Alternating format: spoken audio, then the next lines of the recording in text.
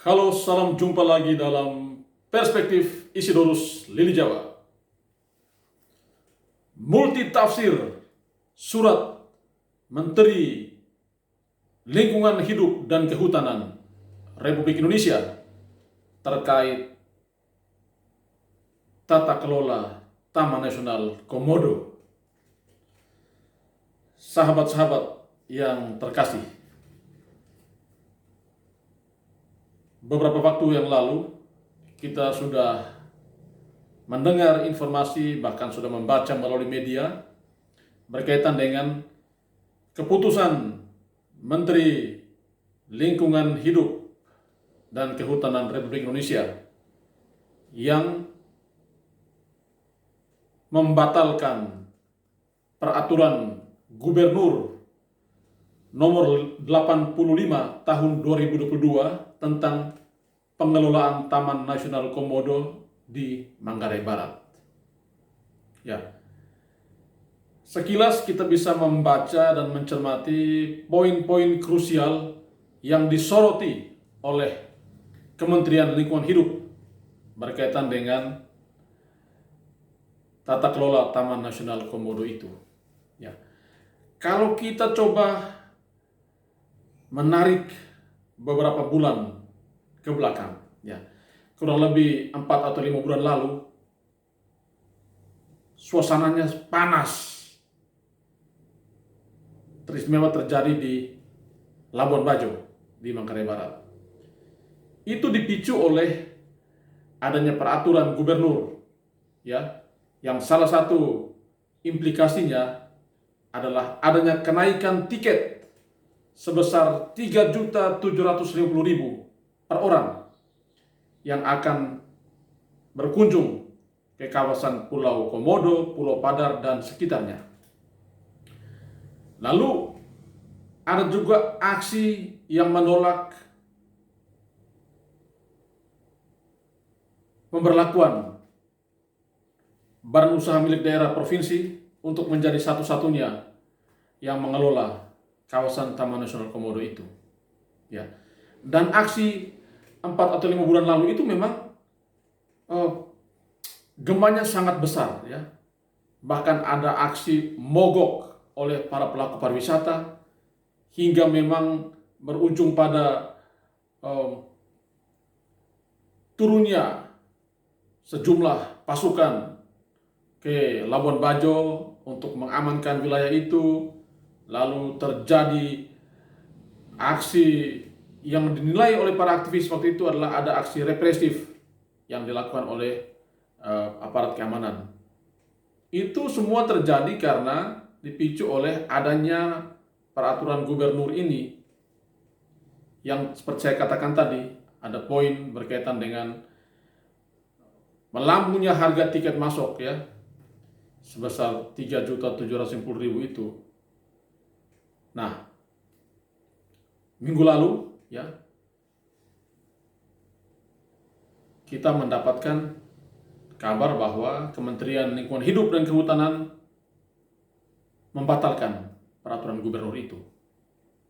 Itu berarti segala urusan yang terjadi di Taman Nasional Komodo itu dikembalikan berdasarkan regulasi yang sebelumnya. Ya.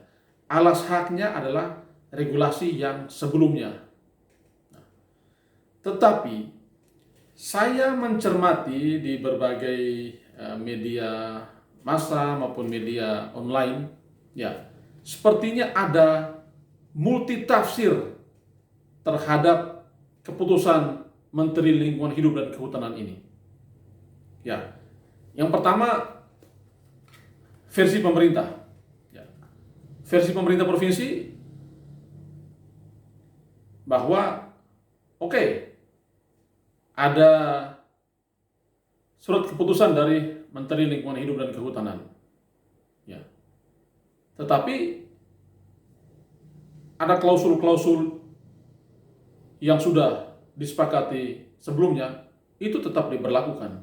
Termasuk misalnya harga tiket yang menjadi 3,75 juta itu akan tetap diberlakukan mulai dengan Januari 2023. Lalu eh, penguasaan kawasan Taman Nasional Komodo oleh PT Flobamor tetap dijalankan karena sudah ada PKS dan MOU sebelumnya.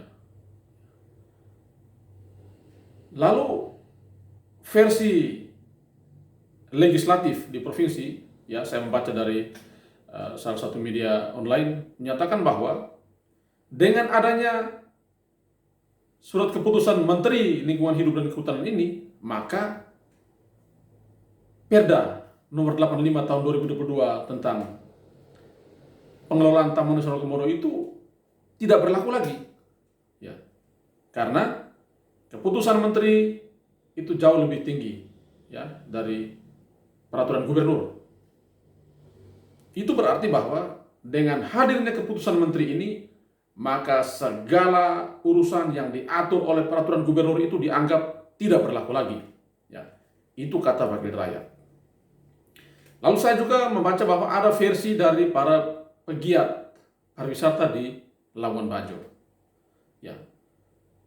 Menurut mereka, dengan adanya surat keputusan Menteri Lingkungan Hidup ini, maka yang pertama, tarif masuk Taman Nasional Komodo yang dalam Pergub itu sebesar 3,75 juta itu dibatalkan. Tidak diberlakukan lagi.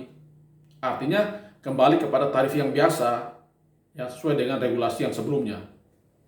Lalu yang kedua, bahwa pengelolaan Taman Nasional Komodo itu tidak bisa dilakukan oleh satu operator tunggal.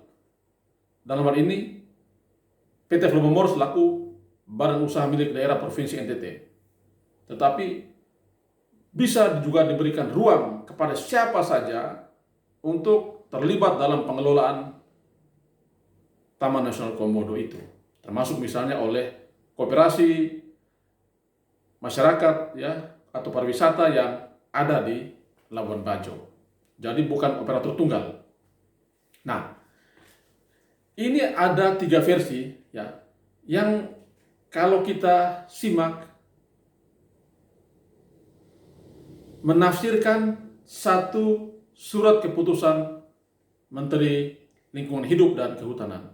Nah, pertanyaannya, versi manakah yang memang benar-benar menafsir lurus surat Menteri Lingkungan Hidup ini? Lalu, versi manakah yang memang keliru menafsirkan surat Menteri Lingkungan Hidup ini? Atau versi mana yang menafsirkan sembarang saja tentang surat Menteri Lingkungan Hidup ini? Oke. Saya pikir ini publik bisa menilai ya, dan tentunya ketika sudah ada surat dari Menteri Lingkungan Hidup ini, kementerian juga masih punya kewenangan untuk mengawasi, untuk mengevaluasi sejauh mana keputusan mereka itu dilaksanakan atau tidak. Dan publik juga masih punya hak dan punya kewajiban untuk menyampaikan kepada pemerintah pusat berkaitan dengan apakah keputusan menteri itu dilaksanakan atau tidak di Labuan Bajo. Ya. Tetapi saya sebenarnya lebih melihat pada aspek yang satu ini, bahwa Taman Nasional Komodo itu spot pariwisata rakyat. Ya. Jadi Taman Nasional Komodo itu bukan spot pariwisata elitis atau spot pariwisata oligarki. Nah, ini yang harus kita sadari bersama. Pariwisata di mana-mana itu, termasuk di Taman Nasional Komodo, itu harus menjadi aset, harus menjadi spot pariwisata milik rakyat. Siapapun rakyat bisa punya akses untuk masuk ke sana, untuk menikmati. Loh, ini kan ciptaan Tuhan. Siapa saja bisa datang dan menikmati. Yang penting kan dia taat regulasi.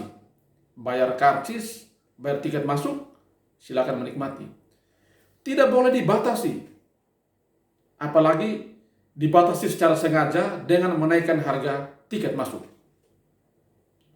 Kadang-kadang saya berpikir, dengan pola-pola seperti ini, akhirnya ya rakyat kita yang menengah ke bawah, yang secara ekonomi tidak begitu mapan, susah untuk mengakses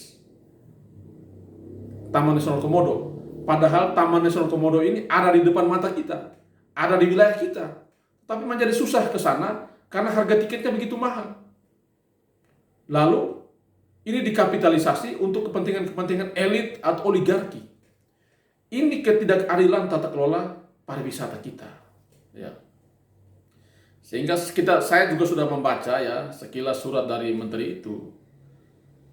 Itu sebenarnya mengembalikan porsi pariwisata itu menjadi pariwisata dengan cita rasa kerakyatan. Bukan pariwisata dengan cita rasa elitis, apalagi cita rasa oligarki. Ya, Taman Nasional Komodo itu milik semua rakyat. Siapapun bisa mengakses ke sana. Bukan milik kaum elit, bukan milik mereka yang punya duit banyak, bukan milik orang Jakarta. Bukan. Itu milik kita. Siapapun kita, yang penting kita bisa punya akses dengan membayar karcis masuk yang bisa dijangkau, kita bisa menikmatinya. Dan itu arah dari surat Menteri Lingkungan Hidup. Nah, sehingga memang terhadap berbagai versi yang sekarang berkembang ini, ya saya berharap kementerian perlu mempertegas lagi surat keputusan itu. Dan kalau boleh mengatur secara rinci ya berkaitan dengan penegasan-penegasan itu agar jangan multitafsir, agar jangan tafsir suka-suka, agar jangan tafsir sembarang. Karena apa? Karena persoalan yang ini telah menyita energi publik, energi para pelaku pariwisata pada beberapa bulan lalu itu, dan kita tidak ingin ini terulang lagi. Ya. Karena itu, mari kita mencermati surat keputusan Menteri Lingkungan Hidup itu secara linear, secara lurus, ya, dan mari kita buka ruang pariwisata, ya, ruang Taman Nasional Komodo itu untuk rakyat, bukan hanya untuk kaum berduit, bukan hanya untuk kaum elit, bukan hanya untuk kaum borjuis, apalagi bukan hanya menjadi akses bagi kaum oligarki. Ya, mari kita kawal agar surat Menteri Lingkungan Hidup ini benar-benar dilaksanakan secara sungguh-sungguh di lapangan. Oke, terima kasih sudah menyaksikan perspektif ini. Tetap semangat, salam sehat, dan